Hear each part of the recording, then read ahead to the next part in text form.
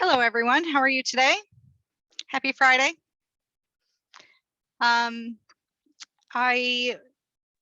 Theresa, are you here? She is not. Okay. I think she was just here. Maybe there's something going on. Okay. She's here. She's back. Yeah, she's there. Okay. All right, so this session is monitoring student success in Brightspace, and we're just going to take a little bit of time to show you around some different reporting that we've come across. It is not an inclusive list, knowing that we're still learning about the system, but it is what we know for today. So I'm going to share my screen.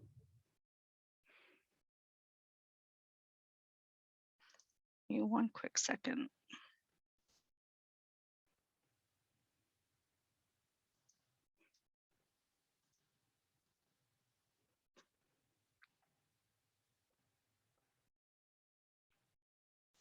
I apologize, I'm just closing out of a couple things. This happens, you know? Okay. Here we are. Nope.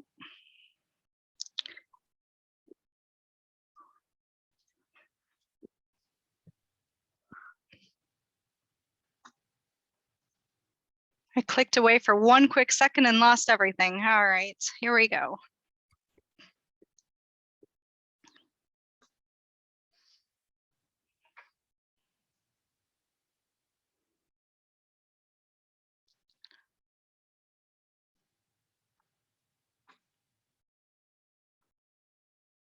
Wow.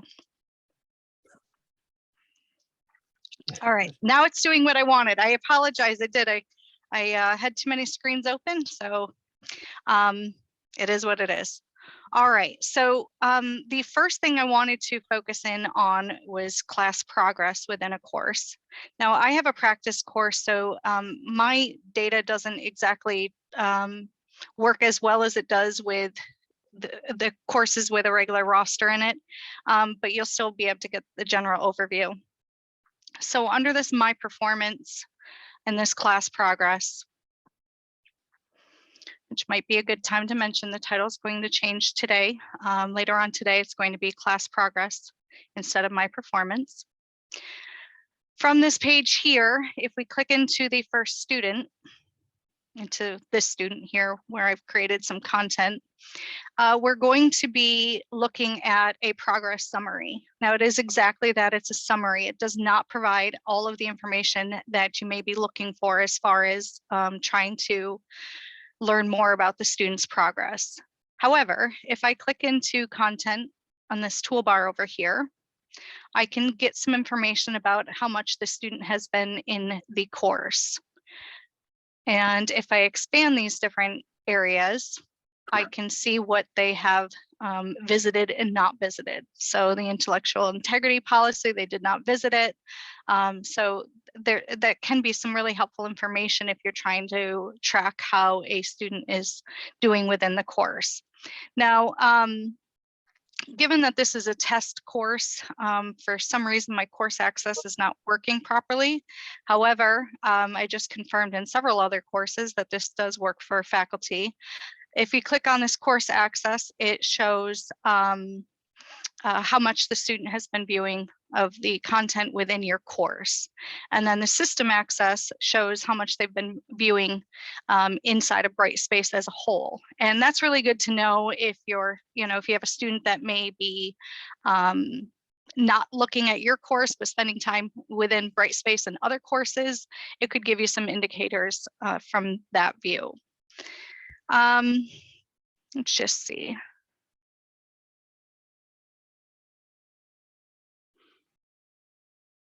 Okay, so that's it about My Performance.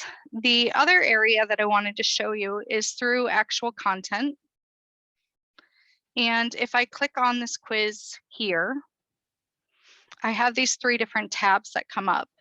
If I click on the completion summary, I can see whether they've been completed, if it's incomplete or exempt. So that gives us a little bit of information as far as what students have been doing within the quiz from the content view. Another place that we can go to look up some information would be if I go into quizzes, and I have an attempt in here, I can look at the attempt logs. And from here, I can see quiz completion, quiz entry, deleted attempts, deleted, any information about that. And then also detailed information about the attempt. So these are all ways, if you're concerned about a student and you're just trying to figure out, what they've been doing within the course, these are all different locations you can go to access this information. Something new that I recently discovered is this course tools. We have course reports.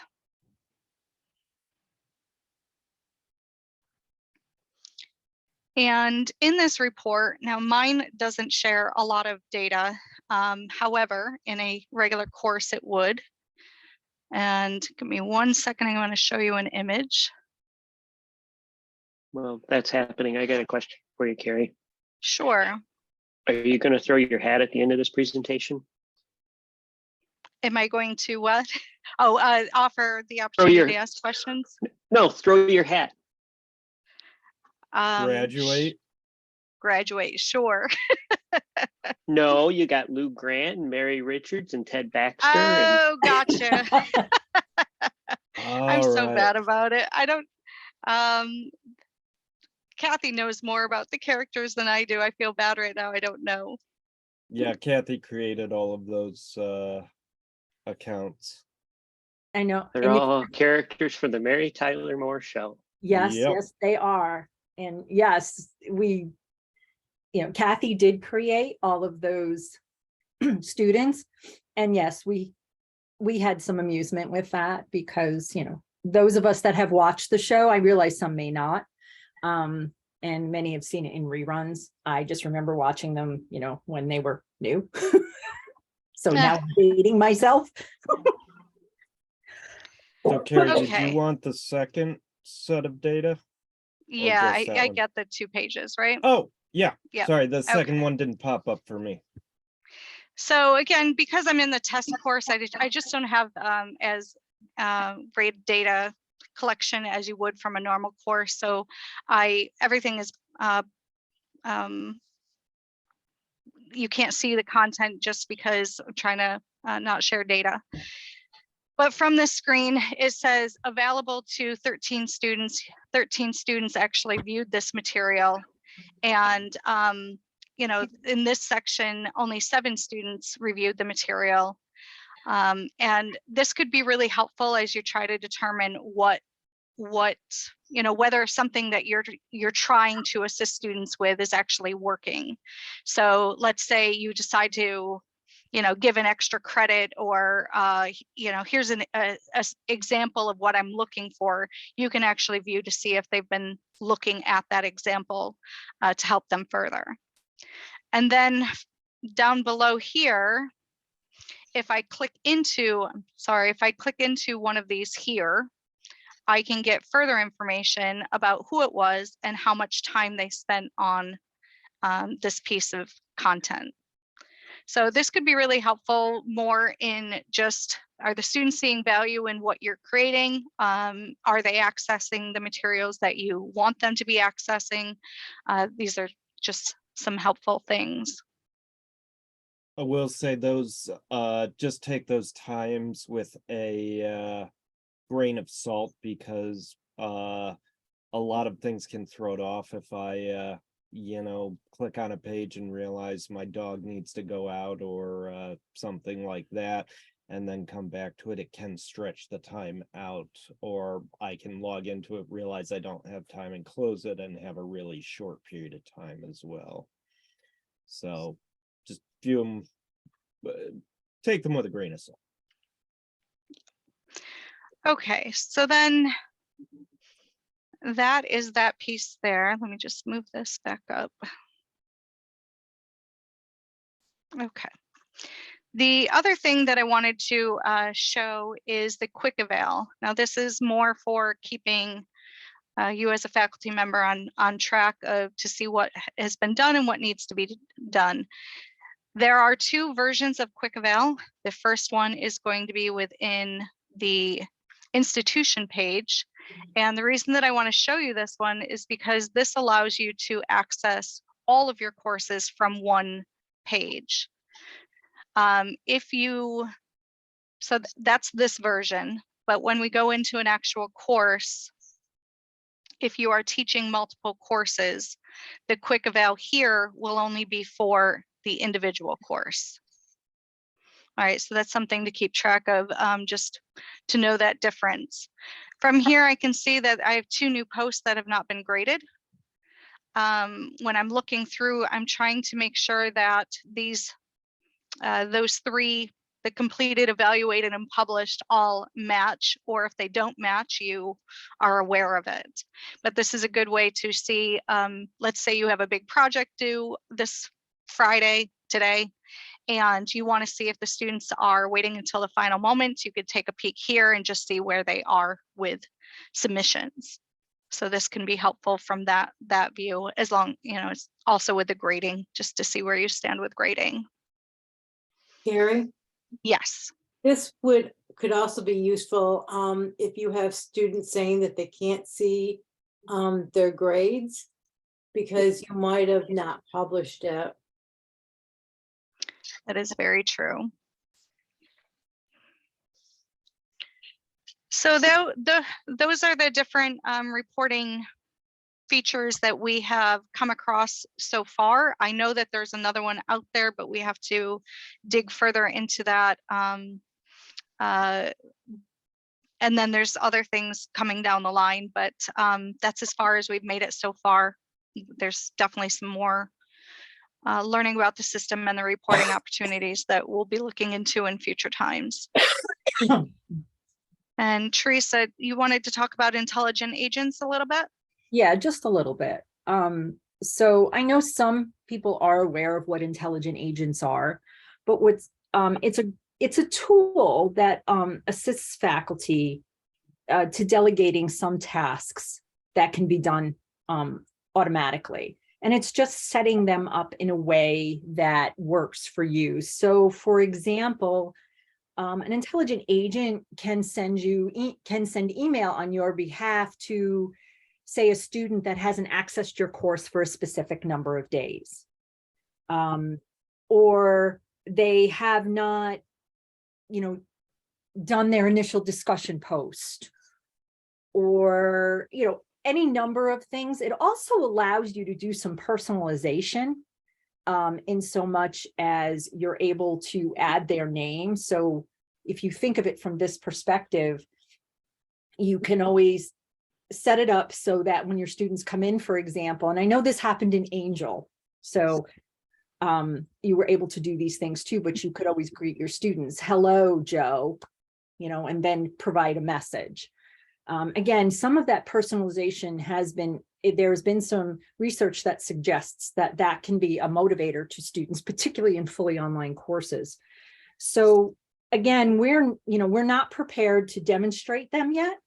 Our hope is that we'll be able to do a short session next week if there is time. If not, we will create a short video on how to set them up. And there are also other options out through D2L's website as well on how to do that. And I think there may be some through the SUNY DLE as well on how to set up intelligent agents. They are not difficult to do. It's just having some kind of directions on do this, do this, do this, do this. And then it's also, we've just scratched the surface with this and with some of the other reporting tools. So if you have questions, that would be great. Go ahead and ask them. And if we don't know the answer, we'll do the best we can to find an answer. So with that said, anybody have questions or want us to walk through something that you've seen?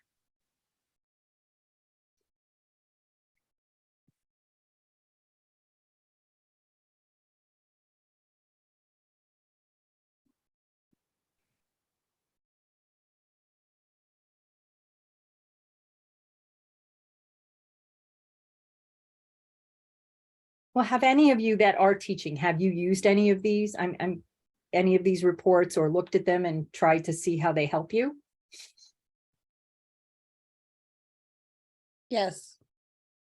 So has it been beneficial, Michelle? Yeah, I mean, it was helpful to go in and be able to see which, who's been working on things and all the summaries and things, so. I like the quick eval, especially for discussions, because when there's responses, I can get lost a little bit in them. Great point. Great point. And see, there is, pieces that we can certainly help you with, but then again, there's pieces that we are not necessarily able to help with or able to better understand, because again, you all are the ones that are actually doing the teaching. We're working on the other components. So any kind of feedback you all can provide too really helps us do a better job of helping you. Yes, Casey. So I was going to say, I've used them some as well. The one thing that I'm still trying to work through and understand is reporting out from assignments and getting the statistics and stuff out from an assignment, in part because we have to do it for Gen Ed. Okay. I'm in the wrong class, that's why. I was going back to former class from the fall, but I still need to do this. Because I started looking at it and then I was busy with a bunch of other stuff and set it aside. Okay. So What if kind of folks have information do you need from it? how many students answered a particular question correctly In an assignment? in a quiz? Sorry, quiz. Oh, quiz. Oh, that, Sorry, okay. quiz. I think of it as an assignment, but yes, Brightspace thinks of it as a quiz. Okay. I'm writing, I'm typing this up so that we can, if we can't answer it now, we can at least try to help you find that answer so that you have it. All right. Well, yeah, that's kind of a good one, isn't it? Yeah, I think this is probably what you're looking for. Yeah, Let me get a different one I that, was going to say, I can share a screen that won't give away user information. okay. Yeah, so next to manage quiz, the statistics over there. I'll stop my share.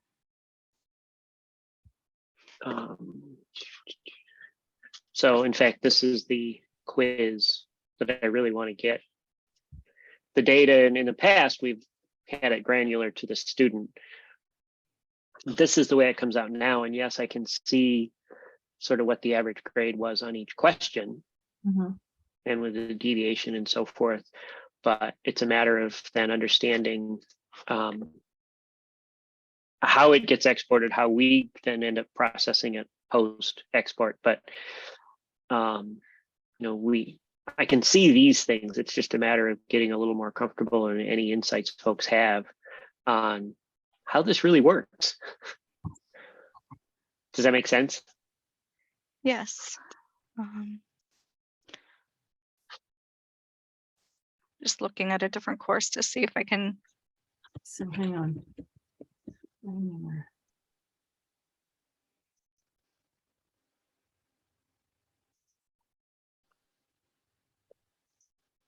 So I realize some of the backside, after we get the numbers out, that's our issue. That's fine. I'll deal with that.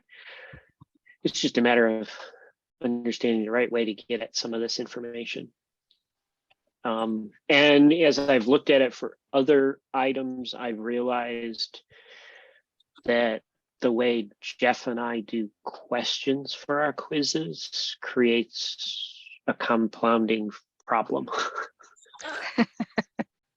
with the statistics output, because we're pulling a question from a pool of 600.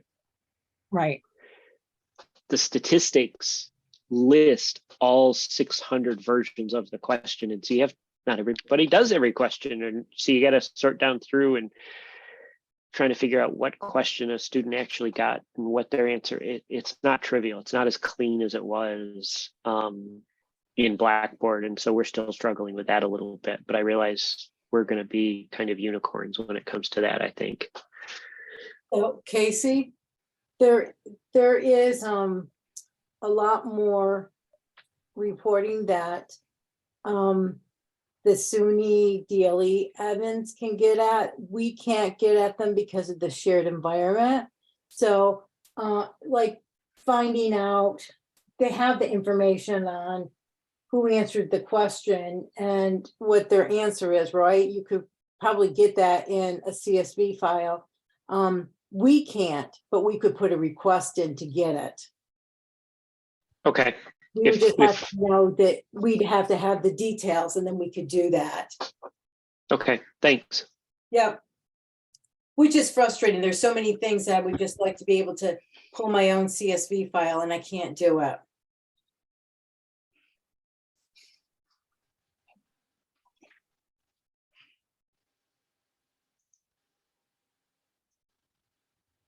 Is there other questions or concerns or feedback you would like to bring up?